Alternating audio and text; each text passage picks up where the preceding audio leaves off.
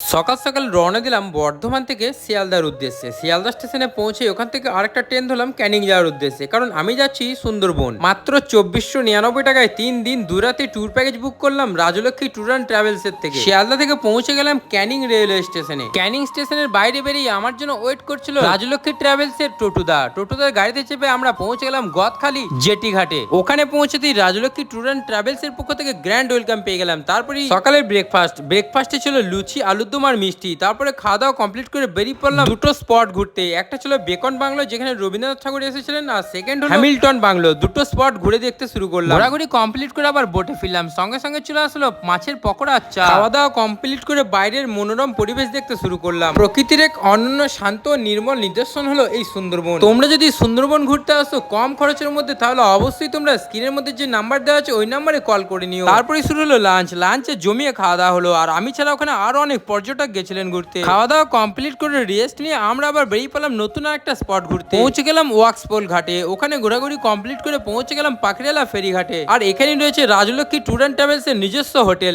এই হোটেলে স্টে করলাম। রুমগুলো ছিল বেশ ভালো। সন্ধ্যের দিকে শুরু হলো ঝুমুর নাচ দেখতে দেখতে সন্ধ্যের স্ন্যাক্স ছিল আসলে চিকেন পকোড়ার সাথে চা। ওখানে কিছুক্ষণ সময় কাটিয়ে পৌঁছে গেলাম রাতের খাবার খেতে। এখানকার খাবার ছিল একদম বাড়ির খাবারের মতো। যাই হোক, এই ভিডিওটা এখানে শেষ করছি। দেখা হবে তোমাদের সাথে আবার নতুন ভিডিওতে।